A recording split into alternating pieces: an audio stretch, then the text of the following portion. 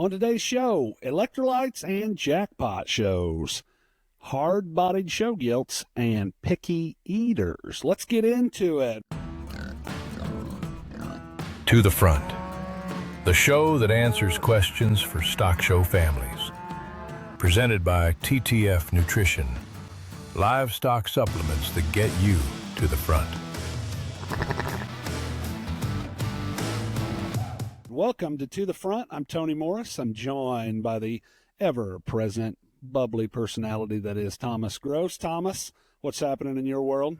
Oh, not a whole lot going on. Steady Eddie over here trying to be as boring as possible. I don't like too much adventure if I can help it.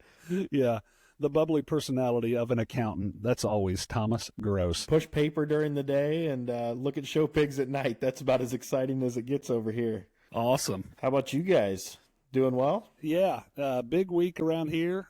Just continuing to blow through softball and college baseball seasons and work some animals and do a little jackpotting when we can. Big time. My son is almost done with his first year of college. I think he comes home Thursday next week. So hard to believe that my little Buster is growing up.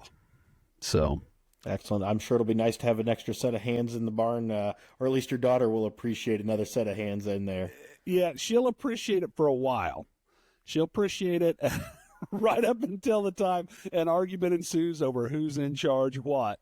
And so there'll probably be some loud discussions at some point, I'm sure. But Jarrett thinks the new barn needs a golf simulator. And he wants me to start finding a golf simulator because he intends to stock the fridge and play on a golf simulator for most of the day, seems like. So he's probably going to have to find some time to put chiseled in a bag, though, through all of that, be my guess.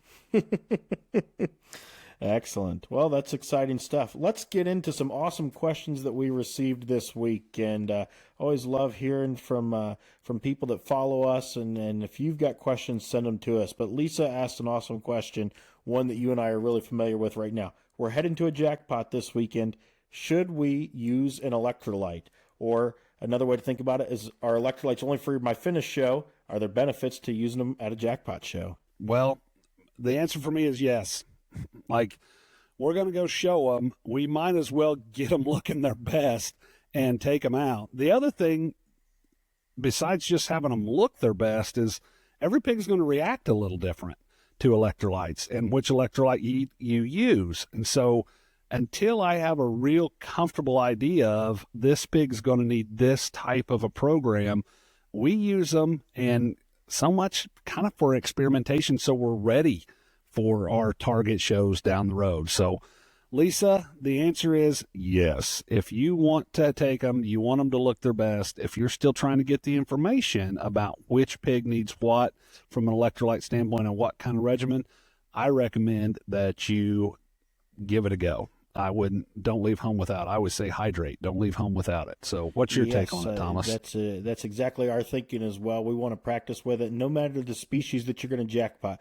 One of the things that you will notice, one of the unique things about jackpots, you're in and out normally in one day. And so a trailer ride for any animal is going to cause some amount of dehydration.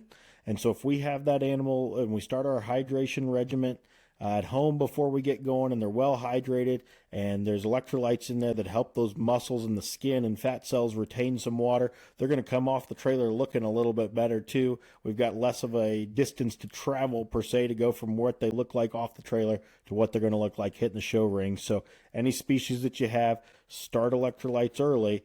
We're particular to hydrate, of course, around here. We start that, 3 to 4 days before your target show. We do that even for jackpots all the way through. Start them early, keep them hydrated if you want to get to the front. Yeah, it is. We found out kind of the hard way on our trip to Michigan this weekend that the first time, especially first couple times, those things take it differently. And if you don't start early and have them in pretty good place when you load them, just be prepared to be a little disappointed if you don't. So easier just to try it. Absolutely. Dale asked an awesome question here. We've got a gilt. She's a little bit hard-bodied, but we're also kind of fighting the weight game a little bit here. We don't want her to gain too much weight. How can we get her to not be so hard-bodied without gaining too much weight? Oh, that's a difficult deal because the easiest thing is just feed them more, right? If you just feed more, you're going to get more belly. I ate too much, my belly's too big, right? That's why I'm on a diet right now. So,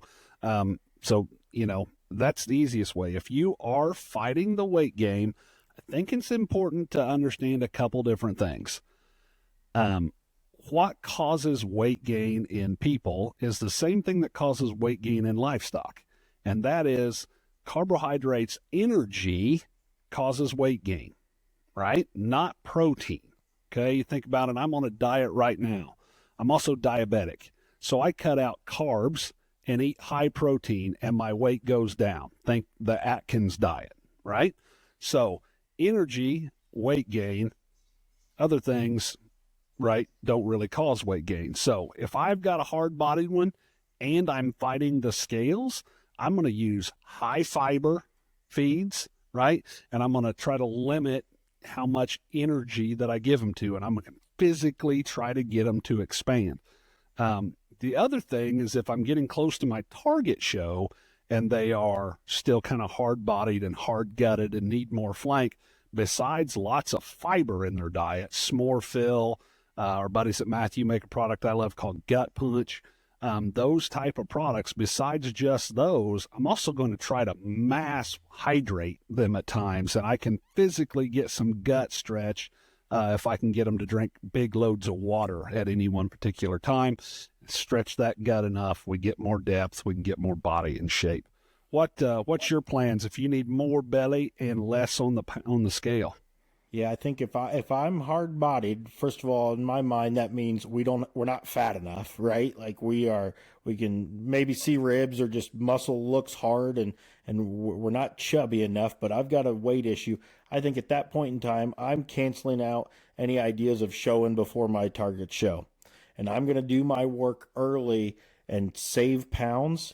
And I know that if I put on 20 pounds a week for the last 2 weeks, and if I've got 40 pounds I can put on one and I can get them to consume, a lot of times I can get them pretty chubby in a hurry. Same way if you and I tried to eat a week's worth of calories in a day and we did that for a week straight, we're going to look chubbier, right? So I'm going to try to save my weight until those last 10 to 14 days, and we're going to try to put it on them all at once. And it works sometimes, doesn't work all other times, but if we've got a situation where they're hard-bodied and we have a hard cap on weight, we don't have tons and tons of options. So to me, it's focus on target show, limit feed early, feed them those high fiber feeds so that we can open up that cavity a little bit, try to get them to expand. So then when it's time to feed them hard, their body's in a proper shape, and then we can add some condition to them is the way that I would probably approach that. But you're in a difficult spot, no doubt about it. Yeah, it's hard to fix two problems. It's way easier if you only got to fix one thing. If I was hard-bodied and had lots of room on the scales, that's easy. If I'm far away from the scales but I got plenty of body and shape, then that's a little easier. Man, when you're fighting two things, creativity sometimes is your best friend, but I totally agree with you. I'm probably going to pound fiber out of them early, try to keep them expanded, and then save all my pounds for the very end. And the very end, that thing's going to get to live like a king or a queen for just a little bit of time. Question number 3. Sierra says, this is our first year showing goats. They just seem to not want to eat very much. Is this normal? And as somebody that just added goats to their barn a little bit earlier, I can tell you, yes, it's normal. No, it's not what we want, right? And so we've got both of those things going on. And so like a lot of other species, the goal is to eventually get those to a proper level of chub. Goats want to burn calories quickly, right? And they can be very picky eaters. They don't eat like cattle do. They don't eat like pigs do. Probably don't even eat like sheep do. Much slower eaters. And so they seem to be picky. They seem to not want to eat. Anything, Tony, that you think we can do to try to increase consumption, increase calorie intake so that we can get them to a good show condition? Well,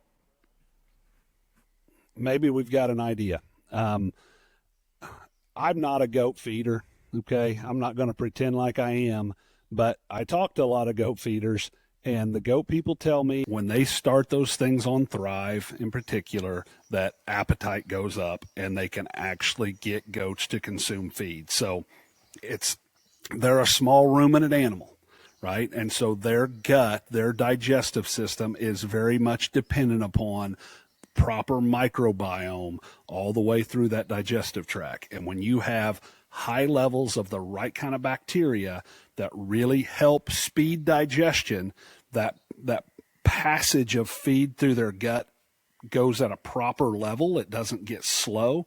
And when you get feed moving through their gut, animals get hungry again quicker, right? So if I eat a big meal, what causes me to feel hungry again is the physical fill of my gut, of my stomach, right?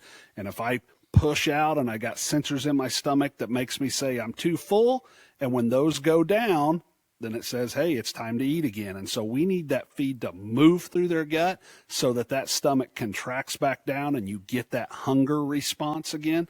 And Thrive absolutely helps them do that. So like I said, I'm not a goat expert. Talk to your local goat expert, but I absolutely know that Thrive across all species increases appetite.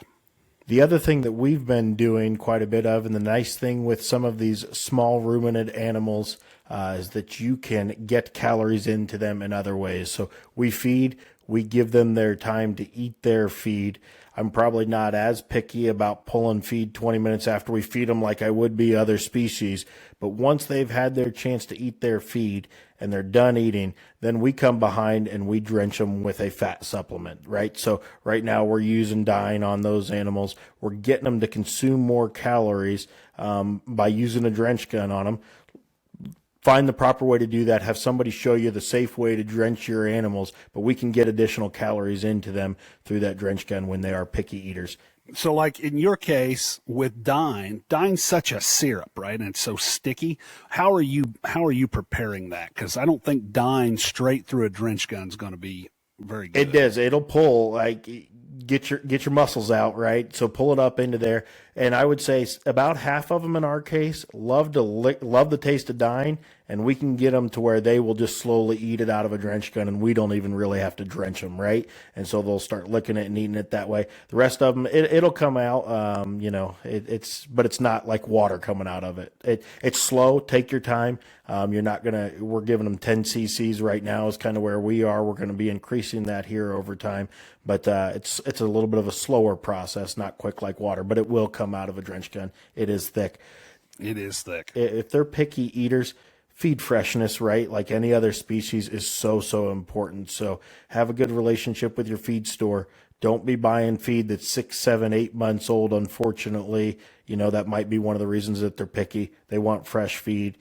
Makes a lot of sense, and so, and then the other thing that we do that I'm really big on with our kids, water consumption, right, drives feed consumption. And these goats are drinking out of a bucket. We take that bucket out twice a day. We take it all the way out of their pen.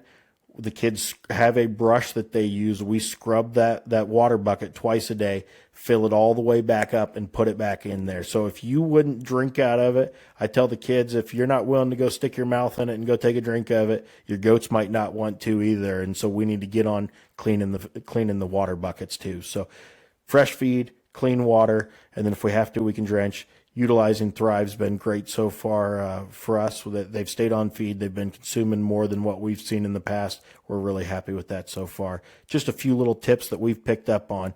And then talk to your breeder, right? Have a good relationship with them. It's always an effective way to go. Yeah. In addition to clean your water bucket, keep your feeders clean too. That's one tip I learned very early feeding show steers was, it'd be like if you ate cereal every morning for breakfast and nobody ever washed your cereal bowl. By about day 2, you don't want to eat that cereal anymore. And that's kind of the same way. You put feed in a feeder routinely and don't clean it out. Nobody wants to eat that. So it gets moldy, it gets smelly. It's it's the little bits in the corner that aren't as clean. You take a picky eating animal like a goat and give them a reason not to eat, and they're going to not eat. They're going to take advantage. Absolutely. But give it a go. Little drench. Lots of Thrive. We think you can get to the front if you got a good enough goat. If you guys have questions about showing livestock, please, please, please let us know. Send us a DM. We want to be here. We want to answer your questions. We want to be as helpful as you can. We've kind of got a no gatekeeping policy around here. And so send us your DMs, send us your text messages, send us your Facebook messages, and we're going to do our best to help you get to the front. Okay, I got one thing before we sign off tonight. Okay. I'm going to be 48 years old, May 15th. And in 48 years, I've never one time picked up Oreos and said, you know what, these things need to be better.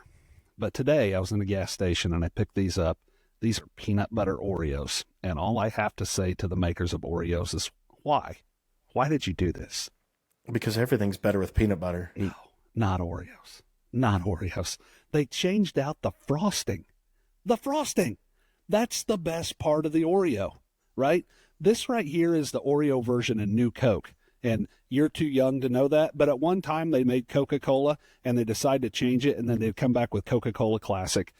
An idiot in marketing, and I'm just saying, probably not the best move, right? Weren't you, hey, hang on. These are helping you. You, a few minutes ago, were commenting that you're diabetic, I believe, and so they're just making sure that you don't eat too many. That they might be saving my life, because I'm never buying another bag of these. They don't have to worry about my insulin consumption if they're going to keep making the Oreo cream peanut butter.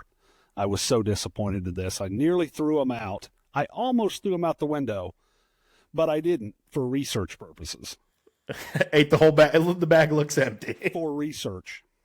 Guys, thanks so much for tuning in tonight. Go try some peanut Oreos or what other good snack you'd like. To the front, baby. To the Front has been brought to you by TTF Nutrition. Livestock supplements that get you to the front. Learn more at ttfnutrition.com.